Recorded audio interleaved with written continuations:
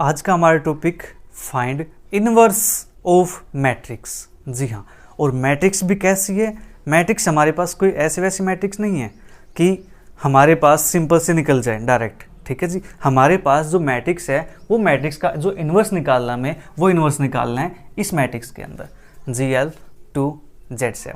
ठीक है जी, तो इस मैट्रिक्स का एक स्पेशल नेम होता है अलग से कि हमारे पास ये मैट्रिक्स है जनरल लीनियर मैट्रिक्स। ठीक है जी, और ये हमारे पास ग्रुप भी बनाती है। ठीक है, तो यहाँ पे हमारे पास होता क्या है, इस मैट्रिक्स के अंदर जो डिटरमिनेंट की वैल्यू होती है वो वैल्यू नॉन जीरो होती है। ठीक है जी, डिटरमिनेंट ए हमारे पास क्या होता है, नॉन जीरो। तो इसको मान लेते हो कि ये हमारे पास क्या कोई ए मैट्रिक्स है 4 5 6 3। अगर बात यहाँ तक होती कि इसका इन्वर्स फाइंड करना है तो बहुत आसान काम है। ठीक है जी, लेकिन बात जब यहाँ पे आ गई ना तो यहाँ पे आके थोड़ा सा अटक जाते रुक जाते हैं बच्चे कि अब क्या होगा। ठीक है, अब कुछ नहीं होगा, अब इसका इन्वर्स निकलेगा। ठीक है, तो इन्वर्स निकालने के लिए सबसे पहले हम चेक क्या करते हैं कि मैट्रिक्स सिंगुलर है कि नॉन सिंगुलर है। सिंगुलर होगी तो इन्वर्स की बात ही नहीं करेंगे हम। ठीक है जी, हमें क्या चाहिए, मैट्रिक्स नॉन सिंगुलर चाहिए, तो सबसे पहले निकालेंगे इसका डिटरमिनेंट। ठीक है जी, डिटरमिनेंट निकालेंगे तो हमारे पास आएगा 4 3 जा 12 माइनस के 6 5 जा 30, तो ये आएगा हमारे पास माइनस का 18। दैट इज हमारे पास क्या है, नॉन जीरो। तो मैट्रिक्स तो हमारे पास है नॉन सिंगुलर। ठीक है जी, तो अब निकालते हैं इसका इन्वर्स, और इसका इन्वर्स निकालना प्यारे बच्चों बिल्कुल आसान काम है। Adjoint of A divide by determinant of ए।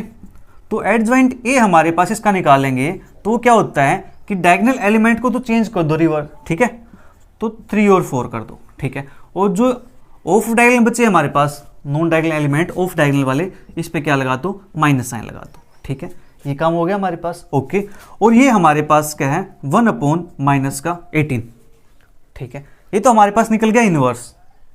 ठीक है, तो ये इन्वर्स निकल गया हमारे पास इस मैट्रिक्स के लिए, बट इन्होंने कहा है हमारे पास इस मैट्रिक्स में यहाँ पे निकालो इसका इन्वर्स।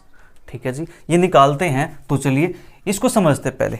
तो हमारे पास जो Z7 है, इस Z7 का मतलब क्या है, Z7 हमारे पास इसके अंदर जो एंट्रीज आएंगी वो एंट्रीज हमारे पास यहाँ तक आएंगी 0 से लेके 6 तक। ठीक है जी, जो बाकी एंट्रीज होती है वो रिपीट करती हैं, वो रिपीट करके वापस से इसी में बन जाती है हमारे पास। ठीक है, ये होता है हमारे पास मॉडल ऑपरेशन।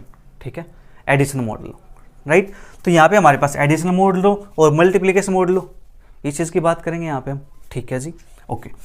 तो अब यहाँ से हमें -18 चाहिए। -18 को हमें क्या करना है, इसके अंदर से एंट्रीज हमारे पास होनी चाहिए। ठीक है, और जो ये एंट्रीज हैं 3 और 4 तो यहाँ पे है। ठीक है, लेकिन -5 और -6 इसके अंदर नहीं है। तो हमें जो एंट्री चाहिए वो एंट्रीज इस फील्ड के अंदर से आनी चाहिए। ठीक है जी, इस फील्ड के अंदर से आनी चाहिए, तो हम यहाँ पे मॉडल अप्लाई करते हैं। ठीक है, मॉडल ऑपरेशन, तो मॉडल एडिशन, मॉडल मल्टीप्लिकेशन। तो मैं क्या करता हूँ, इसको रिड्यूस करता हूँ। ठीक है जी, जो -18 है उसको रिड्यूस करना मुझे 7 से। ठीक है, तो 7 से रिड्यूस करूँ मैं, 7 2 जा 14, तो मेरे पास बचेगा -4। अब भी हमारे पास एलिमेंट इसके अंदर नहीं आया, तो मैं क्या करता हूँ, फिर 7 इसके अंदर ऐड करता हूँ, तो मेरे पास क्या आएगा 3। ठीक है, मेरे पास आएगा 3। तो यहाँ से 1/-18, इसके वाले मेरे पास क्या आ गई 1/3। ठीक है जी, ये 3 हमारे पास है, 4 हमारे पास है एज इट इज, और ये हमारे पास -5। ठीक है, इस -5 को रिड्यूस करेंगे तो मेरे पास क्या बनेगा, -5 में 7 ऐड कर दो तो बनेगा मेरे पास 2, तो ये एलिमेंट हो गया मेरे पास 2। -6 में 7 ऐड कर दो तो ये बनेगा मेरे पास 1, तो यहाँ पे आएगा 1, और 4 पॉजिटिव है इसी के अंदर है, तो इसके लिए मैं कोई ज़रूरत नहीं, हमारा काम हो गया। अब हमारे पास 1/3 है। ठीक है, 1/3 है, तो 1/3 पे लगाते हैं इसका मल्टीप्लिकेटिव इन्वर्स, क्योंकि ये जो 1/3 है 1/3 इसके अंदर नहीं है कहीं पर भी। ठीक है, 3 तो था बट 1/3 नहीं है, तो अब क्या करते हैं यहाँ पे, इस पे लगाते हैं मल्टीप्लिकेशन मॉडल 7। तो मैं क्या करूँ, 1/3 की किसके साथ मल्टीप्लाई करूँ। ठीक है, किसके साथ मल्टीप्लाई करूँ कि मेरे पास आइडेंटिटी बन जाए 1 के इक्वल। ठीक है जी, तो 1/3 की मल्टीप्लाई मैं किसके साथ करूं, क्या मैं मल्टीप्लाई इसकी 1/3 है और हमारे पास है मॉडुलो 7। ठीक है जी, मॉडुलो 7 है, तो 3 की मल्टीप्लाई किसके साथ करूं मैं, 4 के साथ को, 3 चौक 12, 7 से रिड्यूस करेंगे तो मेरे पास कितना आएगा 5 आएगा, आइडेंटिटी फिर भी नहीं आया। ठीक है जी, तो 3 की मल्टीप्लाई किसके साथ करूँ मैं, और 5 के साथ करके देखते हैं तो हमारे पास कितना आएगा, 3 पंजे 15। ठीक है जी, और मॉडुलो 7 से रिड्यूस करेंगे तो हमारे पास क्या बन जाएगा, 1 बन जाएगा। ठीक है, तो हमारे पास जो 1/3 है इसका इन्वर्स हमारे पास कितना आ गया 5। ठीक है जी, 1/3 की मल्टीप्लाई में अगर मैं 5 से कर देता हूँ तो मेरे पास क्या जाता है 1। ठीक है, मतलब क्या है कि 1/3 का जो इन्वर्स होगा वो इन्वर्स हमारे पास क्या आएगा 5। ठीक है जी, तो यहाँ से हमारे पास आ जाएगा 5, 3, 2, 1, 4। अब 5 की मल्टीप्लाई करने अंदर हमें, तो 5 की मल्टीप्लाई 3 के साथ करेंगे तो 15 बनेगा। ठीक है, फिर 15 टू जा 5 टू जा 10, 5 1 जा 5, 5 4 जा हमारे पास कितना आएगा 20।